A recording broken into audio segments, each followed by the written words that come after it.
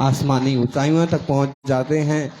तपस्वी सम्राट गुरुदेव आचार्य श्री सन्मति सागर जी।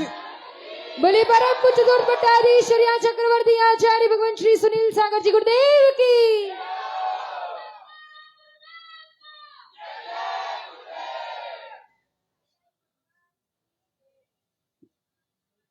गुरु से बढ़कर कुछ नहीं, क्या पैसा क्या नाम।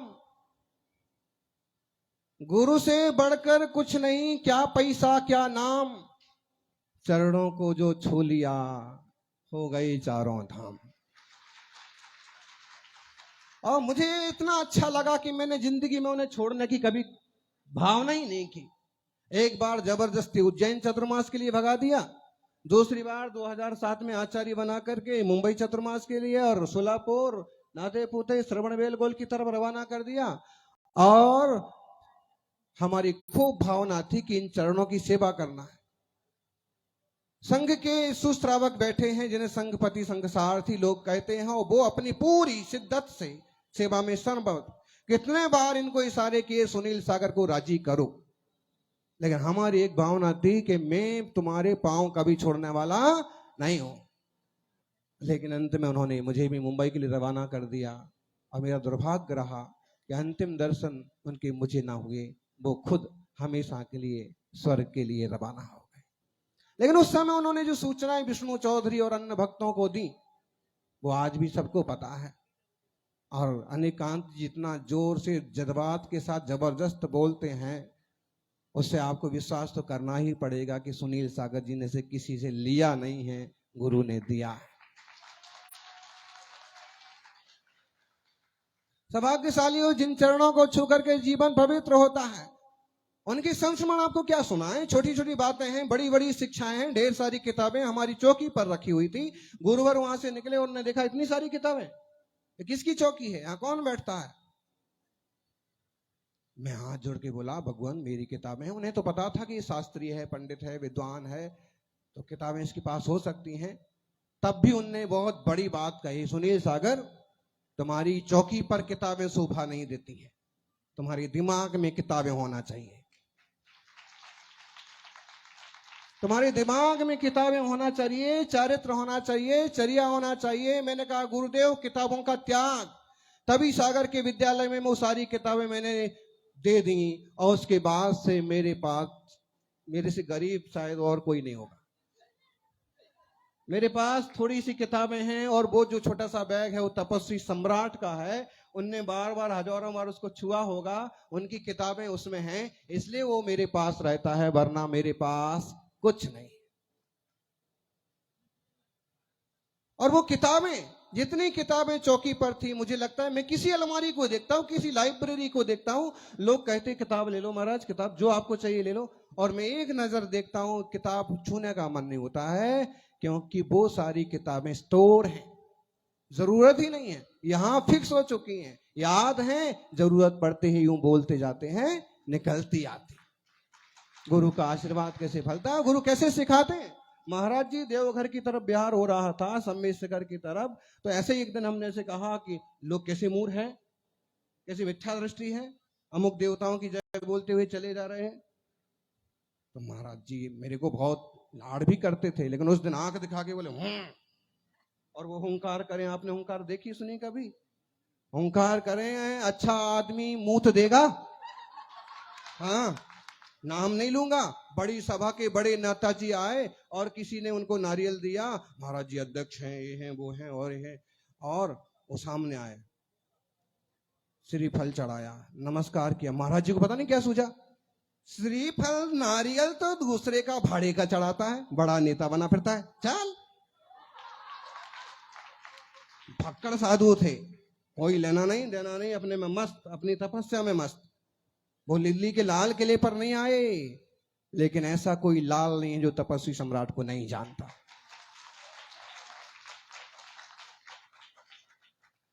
सौभाग्यशाली उन्होंने कहा चुप। मैंने कहा कि मुझे डांट दिया तो मैं तो चुप भी हो गया, और मैं तो मां की तरह ना रूठ जाता था, जब डांट पड़ती थी तो मैं रूठ गया। भैया वृत्ति करता, दर्शन करता, सेवा करता, सब कुछ करता, लेकिन बात नहीं करता। तो शाम को जब उन्होंने देखा कि ये तो बात ही नहीं कर रहा है, तो उन्होंने कहा इधर आओ, देखो ऐसी बात है। अब अपन हाईवे से निकल रहे हैं, रोड से निकल रहे हैं, और तुम ऐसी टिप्पणी कर रहे हो। तुम्हें पता है कि यहाँ उसी संप्रदाय के लोग हैं, अगर वो लोग रूठ गए तो बोलो मुनि संघ का क्या होगा। मैंने तुरंत चरण पकड़ लिए कि भगवान आपकी शिक्षा सच में जिंदगी में जीने लायक है। मतलब उनका था ऐसी वाणी बोलिए कोई ना कहे चुप, ऐसी जगह बैठिए कोई ना कहे उठ।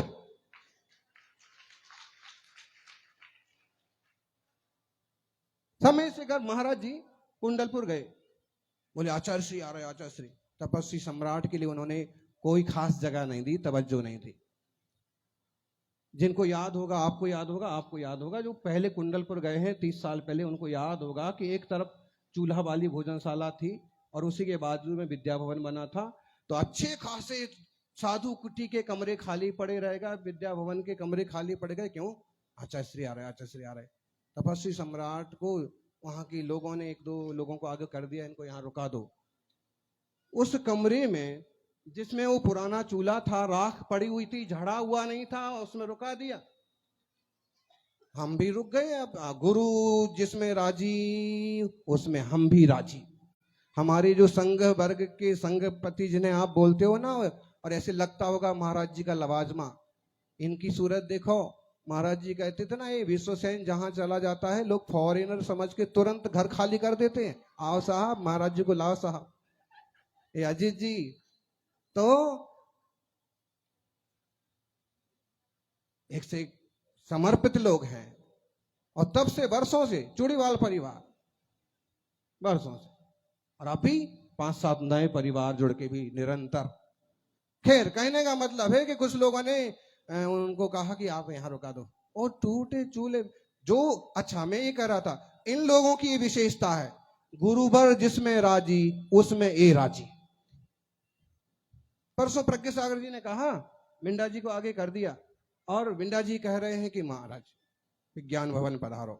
उनके कहने से एक बार कहा तो, लेकिन फिर कहा कि महाराज जी जो कहेंगे वो होगा, मैं कोई महाराज जी से आगे नहीं। इन लोगों की विशेषता है। ऐसा कभी लोग झूठा ना समझ जाएं कि ये इशारा करते होंगे और महाराज जी तो इनके उसमें चलते होंगे। इनकी भक्ति इतनी ऊंची है कि कभी गुरु को अपने पीछे करने की कोशिश नहीं करते हैं। गुरु आगे, हम पीछे। आप जिधर जाएंगे, हमने दिल्ली का मन बना, थोड़ा थोड़ा बन रहा था। मैंने कहा, इनको पूछा, इनने कहा हम।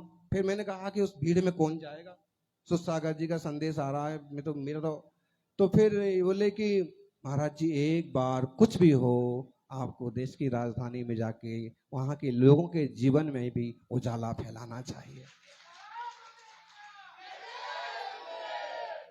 तो कहना ये चाह रहे थे कि वो जो वहां हमको 4-5 लोगों ने रुका दिया, गुरु जिसमें राजी उसमें हम राजी, हम रुक गए। फिर क्या हुआ कि जो बाई जी थी ना, मणि बाई, वो जितना महाराज आचार्य श्री को मानती थी, तपस्वी सम्राट को भी बहुत मानती थी। उनने लोगों को कहा कि तुमने इनको कहाँ रुका दिया। अध्यक्ष आ गए कि बाई जी नाराज हो गई हैं, और आप जो है ऊपर से महाराज जी का भी आदेश आया है कि उनको सही जगह पर रुकाओ, वो तपस्वी सम्राट है। तपस्या की प्रशंसा आचार्य विद्यासागर जी भी करते थे। कुछ भी कहो, उनको कहा लोग आए, नारियल लेके आए, सब महाराज जी क्षमा करना, और हमें आप वहां विद्या भवन में रुकाना है। गुरुवर ने कहा कि मैं यहीं ठीक हूँ। नहीं महाराज जी, यहाँ चूल्हा भी है, राख भी है, गंदा पड़ा। उनने ये नहीं जवाब दिया कि तुम्हें पहले नहीं दिखा, अंधे थे क्या, ऐसा कुछ जवाब नहीं दिया। उनने कहा भाई ठंड का समय है, चूल्हा पास में रहेगा तो गर्मी बनी रहेगी। बुझा हुआ चूल्हा, काला कलूटा, कुछ नहीं है। खिड़कियां खुली हुई हैं, छप्पर फटा हुआ है। कह रहे हैं कि चूल्हा पास में रहेगा। हमने सीख लिया कि जिंदगी इस ढंग से जियोगे तो राजाओं के भी पांथे पर बैठोगे। सौभाग्यशाली वो जी करके दिखाते थे, सिखाते थे। वो ठंड वाला किस्सा आप सबने सुन रखा होगा। गुलजार बाग में जबरदस्त ठंडी महाराज जी, और घर कैसा था, घर क्या था, नई धर्मशाला बन रही थी, ईंटें थी सिर्फ, थोड़ा थोड़ा प्लास्टर हुआ था, कोई खिड़की नहीं, कोई दरवाजा नहीं, और बस इतनी कृपा कर दी कि कांटे वाली घास ला करके कमरों में डाल दी, क्योंकि नीचे मतलब जो चुभने वाली थोड़ी थोड़ी चुभती है ना घास, एक तो बहुत मुलायम होती है और एक होती है जिसमें छोटे छोटे से थोड़े कांटे होते, खुजली आने लगती है। अब उनको जो सूझा तो पराली टाइप की उसमें कुछ डाल दी कि वो जो धूल है वो सीधी माथे ना चढ़े और ठंड से बचाव हो जाए। ठंड में क्या हाल होता, हम गुरुवर को देखते, एक लालटेन जलती रहती और रात भर खड़े रहते, आत्मानुशासन का, अध्यात्म अमृत कलसम का रात भर पाठ करते। और हमारे को भी जब ज्यादा ठंड से नींद खुल जाती तो हम जाकर करके उनके शरीर पर धीरे धीरे हाथ फेरते रहते और सीखते रहते, बेटा तपस्या करने का तरीका तो यही है। एक दिन हमने आग्रह किया, गुरुवर रात भर तो ठंड में मरते ही हैं। थोड़ा थोड़ा हम उनके सामने मुंह खोलने लगे थे, चुप ही रहते थे, लेकिन छोटा बच्चा माँ से बोलता है तो मैं भी बोल लेता था कभी कभी, बहुत थोड़ा। कम से कम रात भर की ठंड, सूरज तो निकल जाने दो शुद्धि के जाते वक्त, गुलजार बाग में बहुत सारे तालाब तलैया हैं, उसको बोलते भी हैं कमल दहजी, कमल हद, कमल हरद तालाब है छोटे छोटे, बहुत पानी है। कमल हरद का जो है ना, दह हो गया, प्राकृत भाषा का शब्द बन गया है वो। कमल दह, कमल दह का मतलब कमल जल जाए ऐसा नहीं है। अभी राजनाथ जी कह के गए का ना, महाराज जी महावीर भगवान जिस कमल पर बैठे हैं वो कमल हमेशा खिला रहे। बहुत चतुर आदमी है साहब, हैं, इतनी बड़ी बात मांग ली ना। और ध्यान रखना, ये वो दरबार है।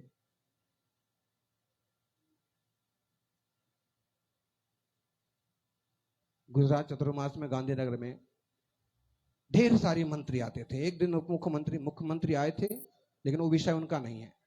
रूपाणी जी बड़े सज्जन थे, आए थे, 2 घंटे 1.5 घंटे रुके थे। तो उप मुख्यमंत्री उस समय वो थे नितिन पटेल। तो बोले कि महाराज जी पार्टी के चुनाव के वक्त आने वाले हैं और प्रधानमंत्री खुद आपसे, मैं चाहता हूं कि हमारी पार्टी फिर से सत्ता में आए, इसके लिए आशीर्वाद दे। प्रधानमंत्री खुद आकर के आशीर्वाद लेने के विचार में हैं। हमने शाह जी कह दिया कि ठीक है, जो भी है। कहने का मतलब है कि इन संतों का आशीर्वाद अगर सीधा पड़ जाता है तो इंसान आगे बढ़ जाता है। वैसे सितारे अच्छे हैं ही हैं, और सितारों के ऊपर गुरु का और सितारा पड़ जाए तो किस्मत का सितारा चमक जाता। इसी रूप से सौभाग्यशालियों, कांटे वाली घास, तालाबों वाली ठंडी हम लोगों की बन जाती थी कुल्फी। महाराज जी बोले ऐसे हाथ करो, ऐसे क्या पकड़ते हैं, आइसक्रीम। आइसक्रीम कैसी होती है, ज्ञानी आइसक्रीम खाना है तो माँ से शुद्ध पानी से शुद्ध मलाई से घर में बनवाना, बाटी लाल की मत खाने चले जाना, नहीं तो तुम्हारी बॉडी का जो सिस्टम है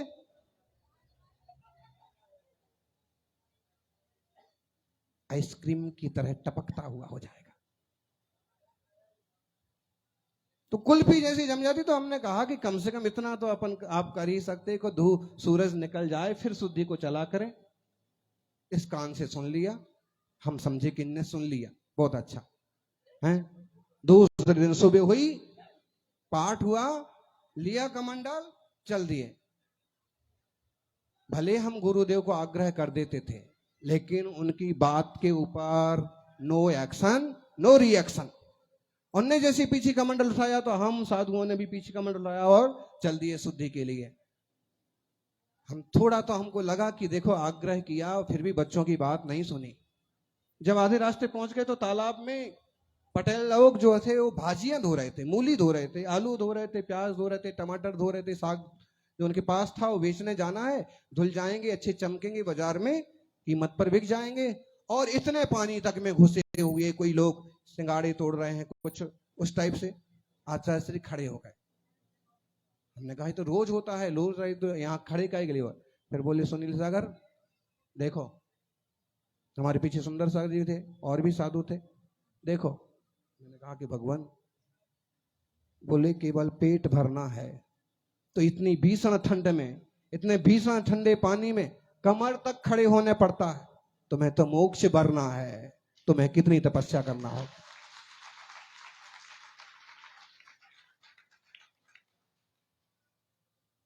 जरा जरा सी चीज में ऐसा मूलाचार सिखाते थे कि बेटा तुम जिंदगी भर याद रखोगे। शिखर जी जाते वक्त महाराज जी झूमरी तरैया के पहले जो अभ्रक का वो पड़ा रहता ना, अभ्रक, अभ्रक क्या बोलते जी, सफेद मरकरी टाइप का ढेर पड़ा रहता था। मेरे 3 अंतरा हो गए, मई का महीना, और भट्टियों के पास जाके रुका दिया, ईंट के भट्टे लगे, हालत खराब हो गई। फिर आचार्य महाराज को समझ में आ गया कि इसका 3 उपवास होने, अंतरा होने से इसका माइंड थोड़ा थोड़ा गर्म जैसा हो गया है, हो जाता है, किसी का भी हो जाता है। और फिर क्या हुआ, बिहार भी हुआ 14 किलोमीटर का, चलो बेटे चलो। और फिर क्या हुआ, बिहार कराने में ऐसे सुनील सागर युवा संघ, सुनील सागर सेवा समिति, महाराज जी यहाँ और कितनी सारी भैया वृत्ति की समिति बनी हुई है। उस समय होंगे संघ में, उस समय ऐसा कोई नहीं था, तो लोग जी आगे आगे दौड़ लगाते थे, 1-2 श्रावक कभी कहीं से आ जाते थे। और फिर क्या हुआ उस दिन कि महाराज जी का कमंडल लेने लगे सुरेश झूमरी तलैया वाले। आजकल वो श्रावक भी काफी फेमस हो गए, सेवा करने वाले फेमस हो ही जाते हैं जी। युवाओं सेवा करते रहो, फोटो फाटा के चक्कर में मत पड़ो, सेल्फिश मत बनो। आप भी 1-2 दिन आएगा कि लोग दूर से पुकारते आएंगे, भाई सेवा भावी व्यक्ति है वो किधर रहता है, और वो जब सुनेगा तो खुद सेवा में पहुंच जाएगा। तो महाराज जी का कमंडल लेने लगा, आचार्य ने इशारा किया तो समझ गया, तो हमारा कमंडल पकड़ने लगा। शिष्य को कैसे संतुष्ट किया जाता है, ये उबल रहा है, 3 उपवास अंतराय हो गए हैं और 14 किलोमीटर चल रहे हैं, गरम गरम ऊपर से लग रहा है, जमीन से ज्यादा वो अभ्रक तपती है और चुभती है, तो बहुत ज्यादा भीतर भीतर परिचय हो गए ढेर सारे। गुरु से शिष्य की कौन सी बात अनजानी है, सागर को पता है बूंद में कितना पानी है।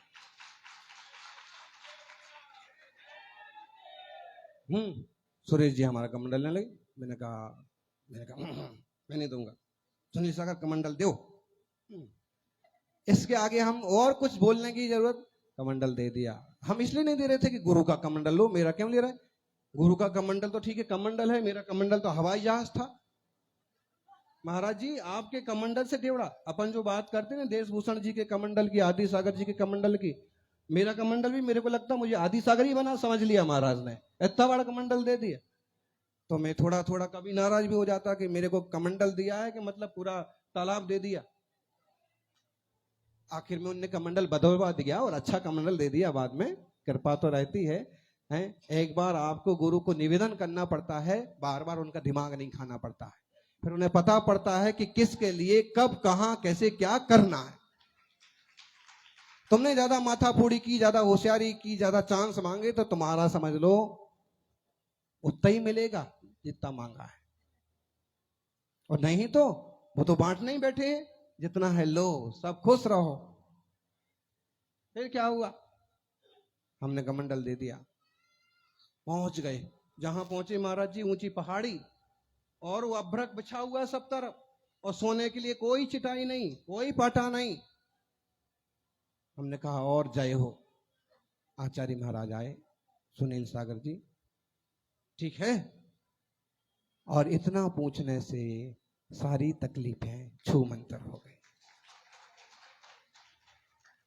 ध्यान रखना, आपके आसपास आपके परिवार में कई लोग ऐसे होते हैं जिन्हें दवा की जरूरत नहीं होती है।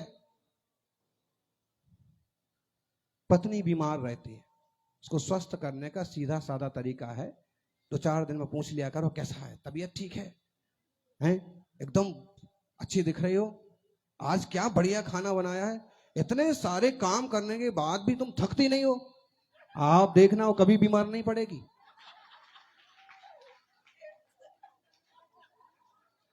और श्रीमान जी उखड़े उखड़े दिख रहे, कुछ भी, आप दिन भर कितनी मेहनत करते हो, इतना दिमाग ऐसा चेहरा बना करके आ जाते हो, आपका खिलता हुआ चेहरा कहाँ गया, आप इतना अच्छा मुस्कुराते थे, आपकी हंसी देख करके सारा घर हंसने लगता था। आप देखिए, जो उसके मन में दुख दर्द तकलीफ होगी, किसी की बातें सुन के आया होगा, कोई कर्ज और टेंशन होगा, और धीरे से बताएगा और दोनों मिलकर के रास्ता निकालेंगे, परिवार आगे बढ़ता जाएगा, समाज आगे बढ़ता जाएगा। किसने सिखाया? तपस्वी सम्राट ने। ऐसे लेंगे पूरी किताब बन जाएगी। अनूठा तपस्वी हमने एक किताब लिखी है जो गुरुवर का चरित्र है, कभी मौका मिले, किताब मिले तो पढ़ लेना।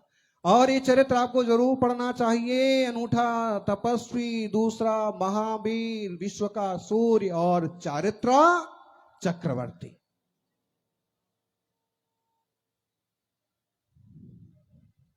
महावीर भगवान का पुराण पढ़ने मिल जाए सौभाग्य है। और जैसे महाराज जी ने जो बताया खोजपूर्ण, सुसागर जी महाराज ने ढेर सारी, हम आग्रह करेंगे महाराज जी इस पर एक अच्छी सी किताब लिख दिया जाए, एक सुंदर सा आलेख लिखा जाए जो आम जनता तक पहुंच जाए। क्योंकि आपने जो कहा उसमें से कई सारे हिस्से मुझे को मालूम थे, मैंने पढ़े हैं, लेकिन आम जनता के लिए बातें, और जिस ढंग से आपने पेश की, क्योंकि आप देख कर के आए। महाराज जी ने वैशाली के लिए जो काम किया है, वैशाली के लिए महाराज जी, सुरसागर जी ने वही काम किया है जो विद्यानंद जी ने श्रवण बेलगोला के लिए किया। तो उन्हें वहां का चप्पा चप्पा मालूम है। चप्पल वालों,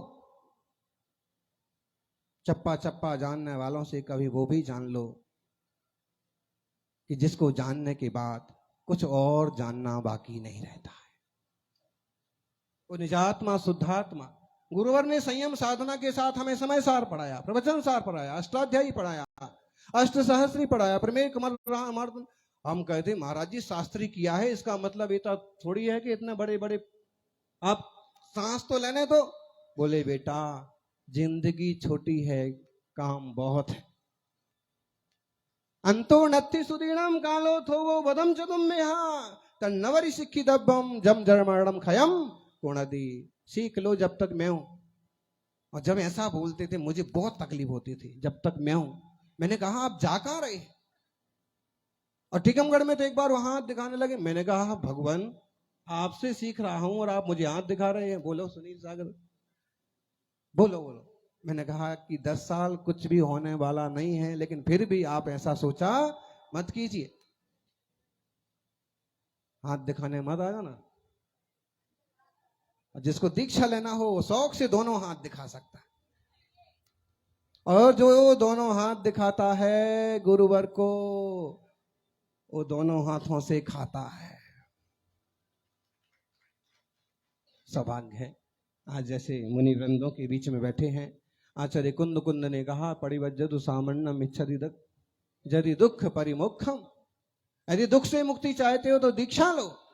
शास्त्री पढ़ते पढ़ते इतने शास्त्र पढ़ लिए कि दिमाग में गुरुजनों ने, विद्वानों ने भी ये भर दिया कि बेटा आत्मा का कल्याण होगा तो संयम और साधना से ही होगा।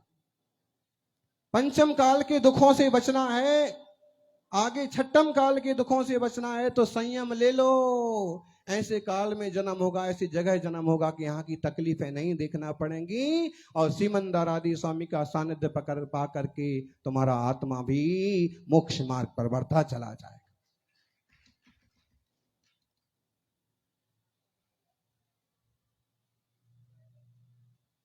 क्या कहें,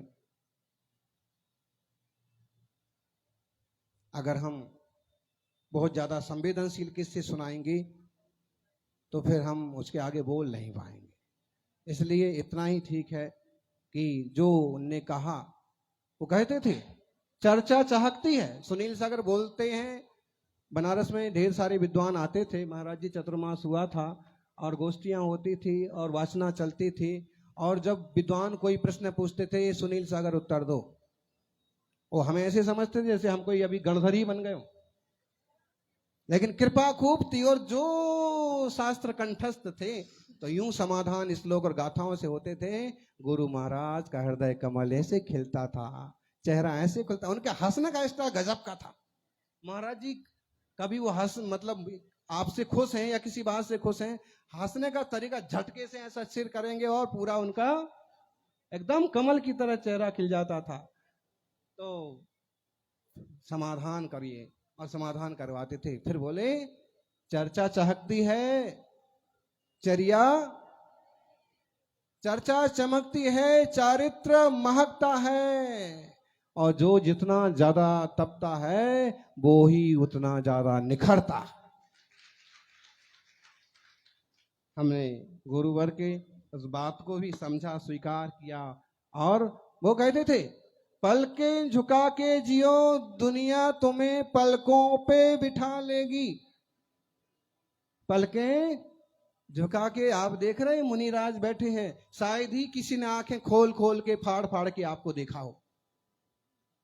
ये आरिका माता जी बैठी हैं, ये या तो गुरु को निहारती होंगी, या फिर जिनवाणी को निहारती होंगी, या कोई प्रसंग बन गया तो ऊपर उठा के आंखें देखती होंगी, नहीं तो अंतर्मुख मुद्रा हो, मोक्ष मार्ग दर्शाए, है ना। तो पलकें झुका के जियोगे तो दुनिया तुम्हें पलकों पे बिठा लेगी, पलकें उठा के जियोगे तो दुनिया तुम्हें पांव में बिछा देगी। आंखें खोल करके दुनियादारी को देखते रहोगे तो वो फजीती होएगी कि जिसकी कल्पना नहीं कर पाओगे। इसलिए श्रावकों, मुनि से नाराज नहीं होना। वो आपसे नहीं बात कर पाए, आपको नहीं देख पाए, आपको पिच्छी नहीं लगा पाए, नाराज मत होइए। उनका मूल धर्म अंतर्मुख होना ही है। चारित्रम खलु धम्मो, धम्मो जो सो समुत्ति निदिठो, मोह खोय बीणो परिणामो अपनो। सुरसागर जी के भक्तामर्ज का विमोचन हुआ, मैं उसको देख रहा था। आज से बढ़िया चित्र देखने देखने में इतना डूब गया कि 1.5 घंटा कहाँ निकल गया मुझे पता ही नहीं पड़ा। तब मैंने विचार किया कि जब केवल किताब के चित्र देखने में मेरे समय का पता नहीं पड़ा, तो जिस व्यक्तित्व ने इसकी रचना की है, चित्र बनाए हैं, वो कितनी गहराई में डूबा होगा। ब्रेन ट्यूमर जानते हो, मुनि को दवा नहीं खाना है, हॉस्पिटल नहीं जाना है, भक्ति से, भक्ति में वो शक्ति। और जो मजाक करते ना लोग, भक्तामर पढ़ो, घर की खिड़की खोल के दिखाओ, मजाक करते हैं, भक्तामर का मजाक बनाएंगे, सिद्ध चक्र का मजाक बनाएंगे, सिद्ध चक्र को फुंसी मिटा के दिखाओ। अरे भाई मजाक मत बनाइए। जिन स्तोत्रों के साथ, विधानों के साथ जो कहानियां जुड़ी हैं वो सत्य हैं। भले उनने वो चाहा नहीं था कि ऐसा हो जाए, लेकिन भक्ति के प्रभाव से वो उपलब्धि हासिल हुई। उसका मजाक क्यों बनाते हो? बोले सिद्ध चक्र विधान कर लो तो तुम्हारी यहां लक्ष्मी आ जाएगी। आ जाएगी कि ना आएगी, मजाक तो मत बनाओ। ये निश्चित है कि भक्ति पूजा विधान करेंगे तो लाभ होगा, और दूर जाने की जरूरत नहीं है। जब वहां के ताले तोड़ते थे मानतुंग की भक्ति से, यहां दिमाग के तंतु गंदे जाले निकल गए आज भगवान आदिनाथ की भक्ति से। ट्यूमर खत्म हो गया, कहां सूख गया, कहां गया। आज भी आप अब चेहरे को देखो, महाराज जी के चेहरे,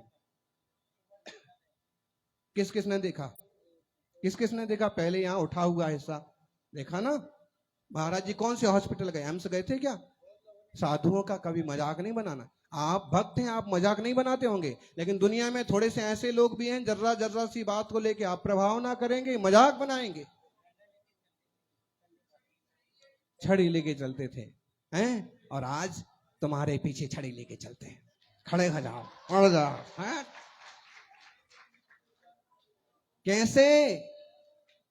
भक्ति से। भक्ति बहुत बड़ी चीज है। भक्ति ये जिन वराणम की यदि जम पुब्ब संचितम कम्मम आईरिय पसाएणा बिज्जा मंताया सिद्धंती।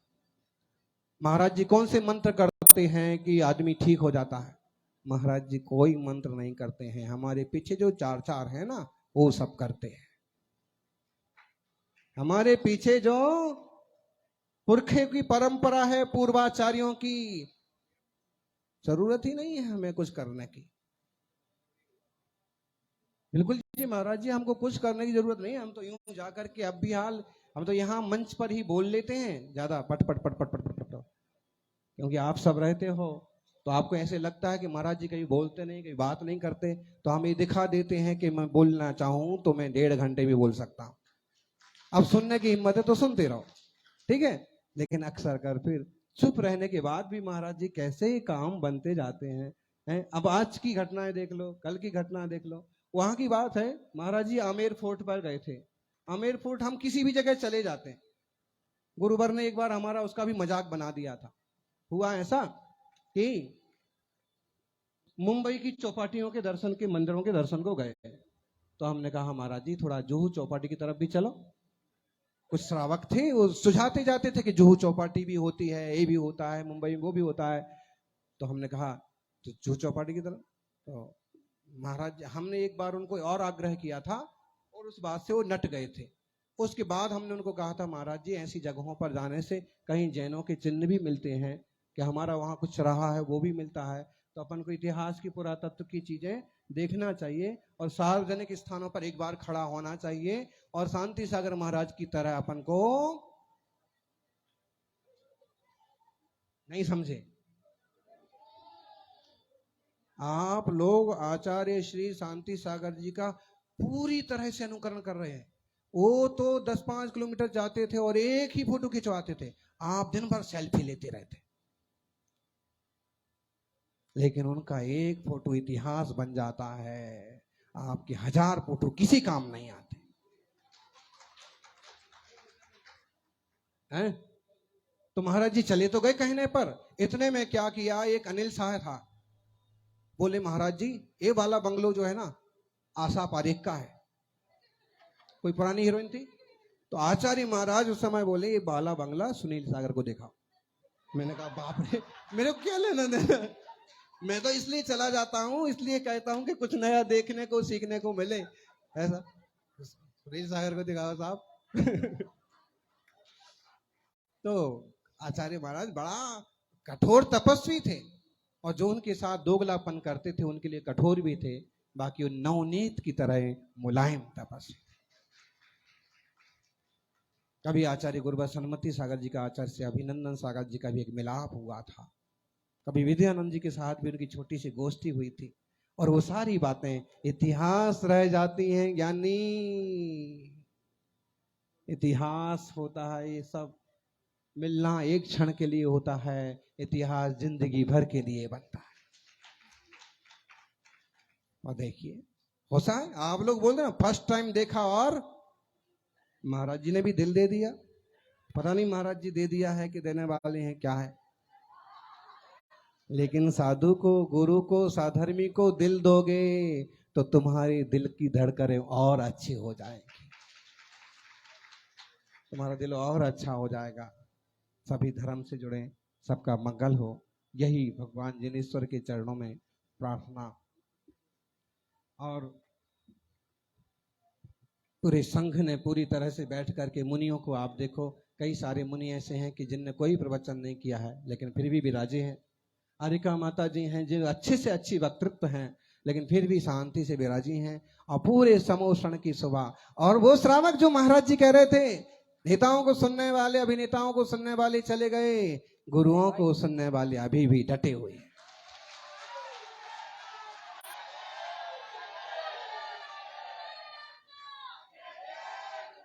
इसी दिल से, इसी भक्ति से, देवशास्त्र गुरु से जुड़े रहे, आप सबका कल्याण होगा। और वीर भगवान का 2550वां निर्वाणोत्सव पूरे देश और दुनिया में गूंजना चाहिए। देश के बड़े बड़े विद्वान यहाँ उपस्थित हैं, देश के बड़े बड़े धनपति यहाँ उपस्थित हैं, संघ सारथी उपस्थित हैं। आग्रह है सब लोग इस दिशा में काम करें, जिन शासन की ध्वजा पताका को ऊंचाइयों तक ले जाएं। जय बोलिए 24 तीर्थंकर भगवान की। और